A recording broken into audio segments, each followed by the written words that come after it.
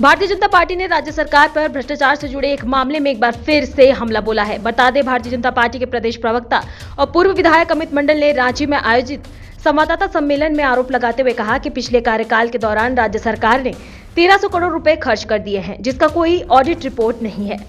उन्होंने कहा कि कोरोना काल में स्वास्थ्य विभाग की ओर से 700 करोड़ रुपए विभिन्न जिलों को आपदा से निपटने के लिए खर्च बताया गया, लेकिन उस राशि का सरकार के पास कोई लेखा जोखा नहीं।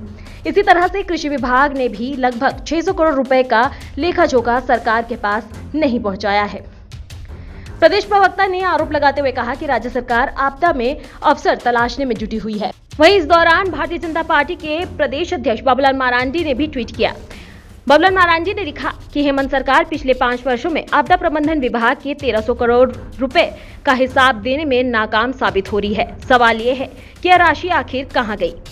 क्या विभागों ने इसे अन्य कार्यों में खर्च कर दिया या फिर किसी बड़े घोटाले को अंजाम दिया है? एक तरफ वित्त मंत्री राजस्व बढ़ाने के लिए महुआ शराब बनाने के प्लांट लगाने का बेतुका प्रस्ताव रखते हैं, तो दूसरी तरफ सरकार खजाने से खर्च किए गए हजारों करोड़ रुपए का हिसाब देने में असमर्थ नजर आ रही है।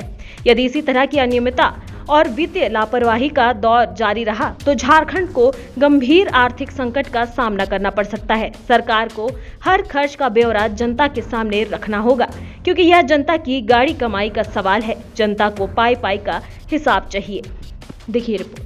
झारखंड में कोई आपदा की सिचुएशन आ जाए तो उस आपदा की सिचुएशन में सरकार को लड़ने के लिए, उस आपदा की सिचुएशन में सरकार को अपने नागरिकों की सुरक्षा के लिए फंड की जरूरत होगी और वो फंड उसके पास होगी ही नहीं, क्योंकि उन्होंने पहले 1300 करोड़ रुपए जो घपले घोटाले किए, उसकी वजह से आज ये स्थिति परिस्थिति आ जाएगी कि आपदा के कोष में पैसा नहीं रहेगा।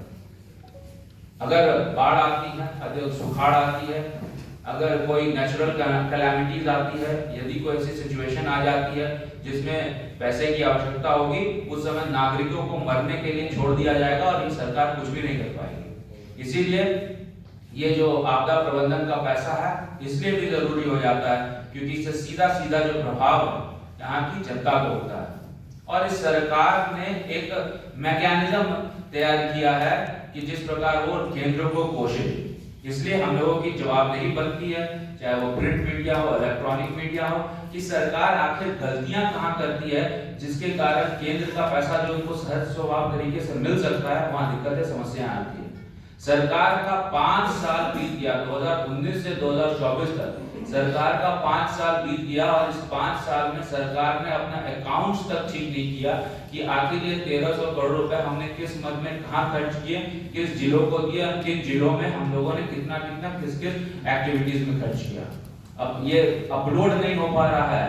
जो नेशनल डिजास्टर मैनेजमेंट का वेबसाइट है, जो केंद्र द्वारा संचालित होता है, जिसके कारण 16वें वित्त का जो फंड है वो रिलीज नहीं हो पाया, और जब 16वें वित्त का फंड रिलीज नहीं हो पाएगा तो कहीं ना कहीं आपदा प्रबंधन में आने वाले समय में हम लोगों को कठिनाइयां परेशानियां होंगी।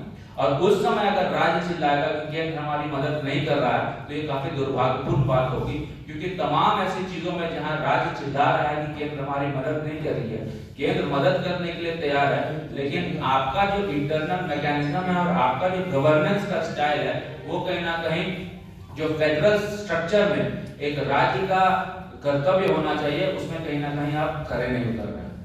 मैं आपकी जानकारी के लिए बस बता दूं कि 15वें आयोग की सिफारिश से राज्य को विभिन्न क्षेत्रों में पैसे का आवंटन हुआ था।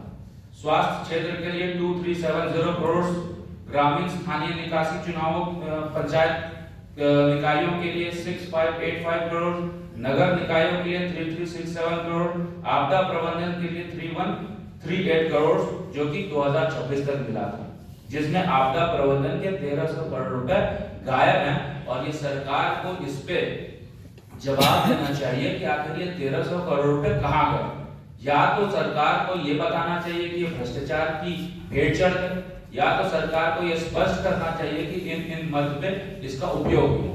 यदि सरकार के पास पैसे का ब्यौरा नहीं है तो मैं सीधा हमारे आपदा प्रबंधन विभाग के मंत्री और इस राज्य के मुख्यमंत्री से सवाल करना चाहूंगा कि आखिर 1300 करोड़ की रिकवरी के लिए आप क्या मैकेनिज्म इस्तेमाल करेंगे।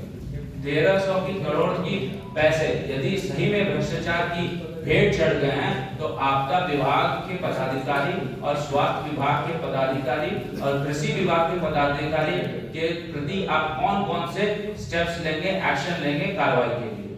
यदि ये भ्रष्टाचार के भेंट 1300 करोड़ रुपए चढ़ गए हैं तो सरकार कमेटी गठित करके इस 1300 करोड़ के गबन के मामले का पटाक्षेप आने वाले जो विधानसभा का सत्र होगा उसमें करेगी कि नहीं करेगी, या सरकार इस 1300 करोड़ रुपए के प्रति जवाब देगी कि नहीं देगी?